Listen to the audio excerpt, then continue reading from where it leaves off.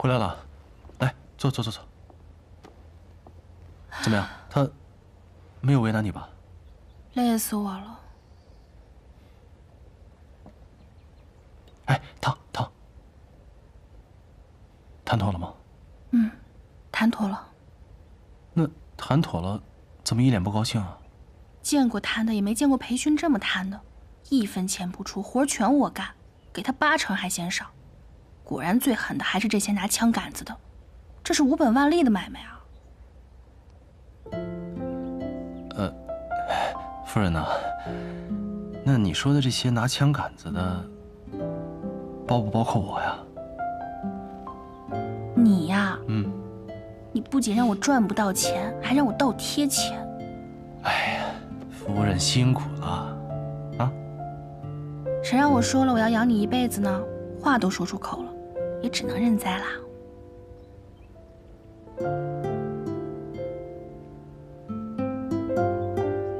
真好。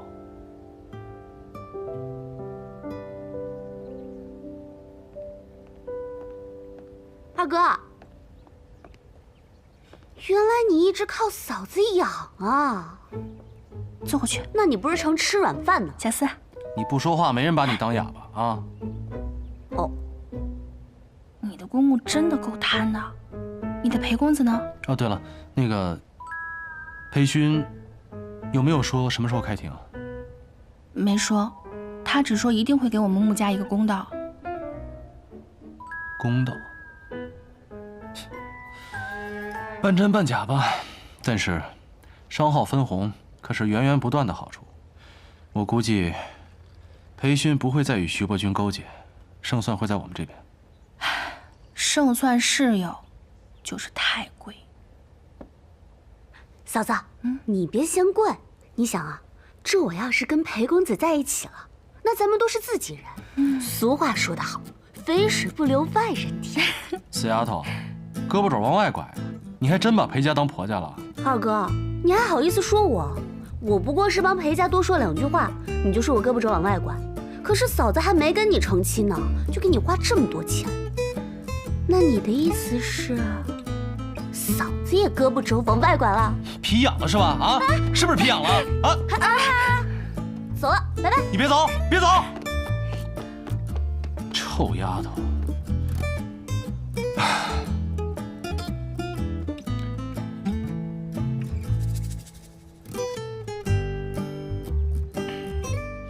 你说谁胳膊肘往外拐？谁呀？哎，夫人，来，消气儿啊，消气儿。夫人最辛苦了啊，深明大义，我无以为报，只能以身相许了。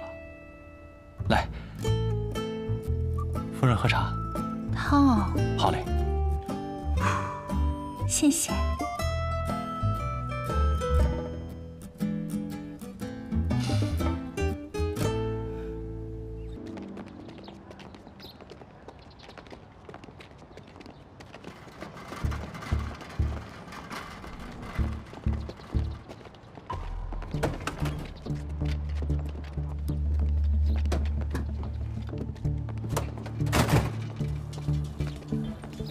确认，人在车上。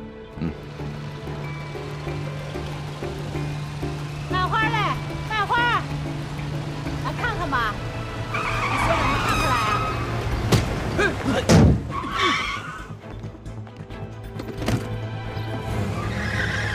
怎么开车的？撞了就跑了！撞了就跑了啊！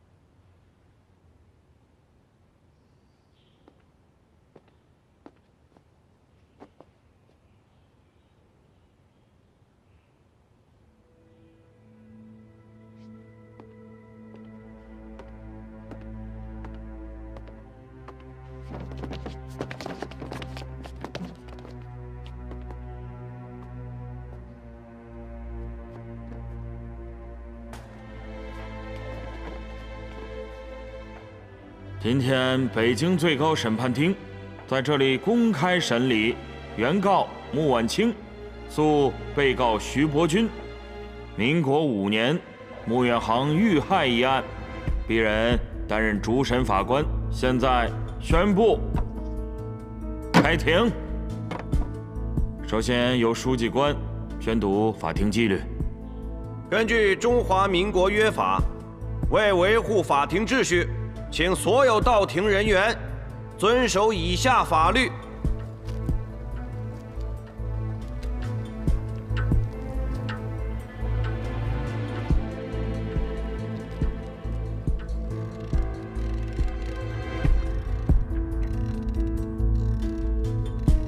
当年的尸检结果说我兄长的死亡时间是在下午1点钟，但是根据我兄长手表静止的时间，判定码头轰炸的时间在下午3点钟，因此判定了徐伯钧无罪。但是这段影像可以清楚地看到，在日本客轮山东丸号进港的时候，码头已经遭到轰炸，而这艘客轮每天进港的时间是固定的，正是下午1点钟。由此看来，徐伯钧轰炸码头的时间和我哥哥死亡的时间是一致的。那么我哥哥的死亡，徐伯钧有重大嫌疑。被告，对原告提出的证据，你可有疑义？哈，原告的记性实在是不太好。当年判定徐督军无罪的最关键的因素，并不是轰炸码头的时间，而是穆远航身上的弹孔。如果说是徐督军下令轰炸码头，才导致穆远航身亡的，那我想问一下，他身上的弹孔又是怎么来的？哈哈，别忘了，当时码头可是由罗督军控制着，我们徐督军的人根本进不去。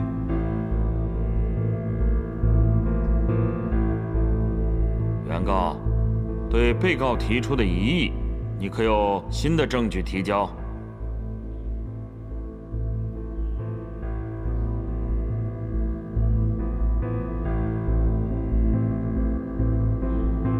我们有人证。带人证。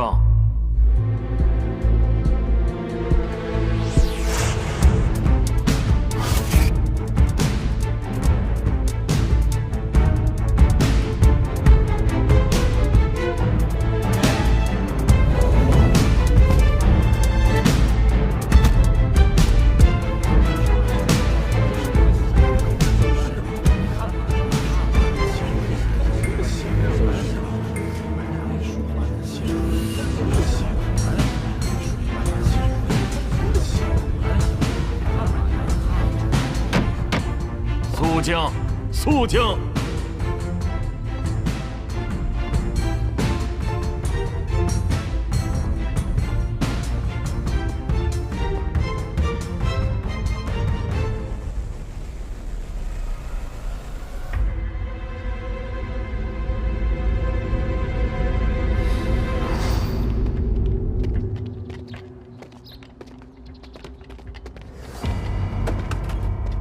我犯了死罪。本来昨天就该执行枪决了，多活了1天，还能挣一笔抚恤金给老婆孩子，我没有遗憾。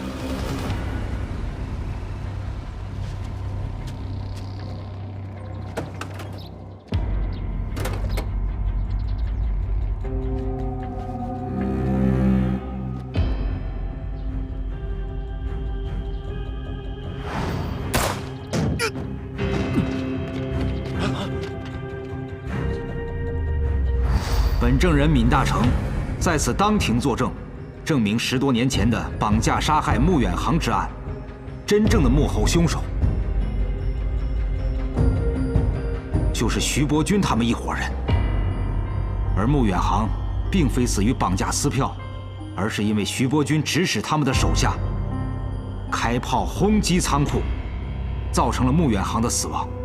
此事我是亲身见证的，所以今天我愿意站在这个法庭之上，把当年的真相说出来，以证明徐伯钧及其手下的罪行，也请求法官可以做出公正的裁决。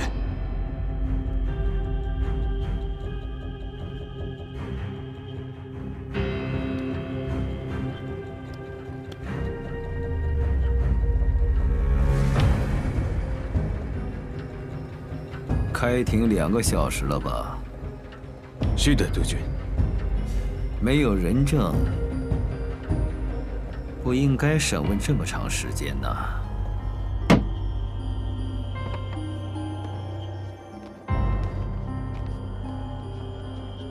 现在我宣布，徐伯钧杀人罪、伪证罪成立。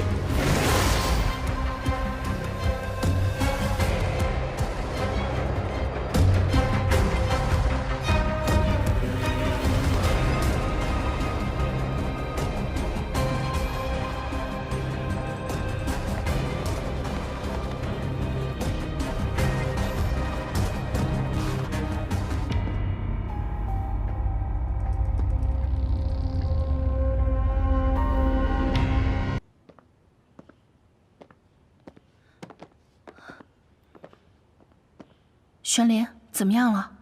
抓到徐伯钧了吗？对不起啊，让他跑了。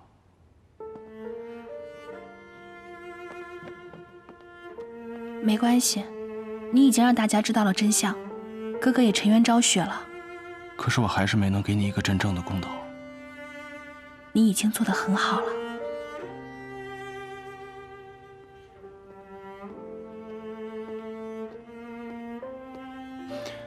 廖先生，闵大成去按手印了，等判决书下来，你就可以带他回上海。多谢廖先生，多谢您帮忙。举手之劳。听说徐伯钧跑了。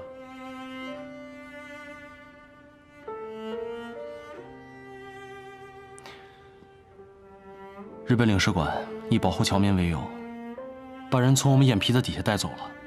那个日本领事抬出外交豁免权和领事裁判权对我们施压，我眼睁睁地看着徐伯钧上了日本领事馆的车，我却无能为力。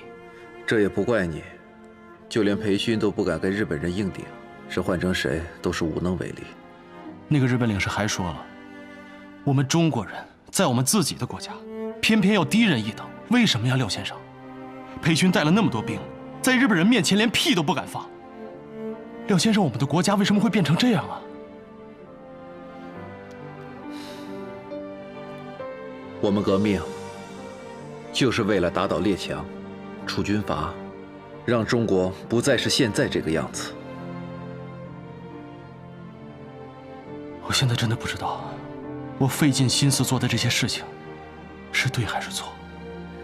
你让真相大白于天下，怎么会是错呢？是啊，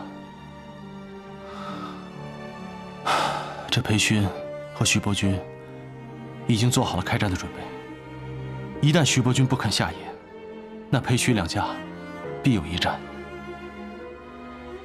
到时候又有多少士兵和百姓要枉死？是我搅动的这场战争，而承担后果的却是他们。你说，我是对还是错？玄林，让百姓受苦、士兵枉死的是裴勋跟徐伯钧，不是你。可是这个尔虞我诈、血雨腥风的年代，会把我们每一个人都裹在其中。倾巢之下焉有完卵？没有谁能够独善其身。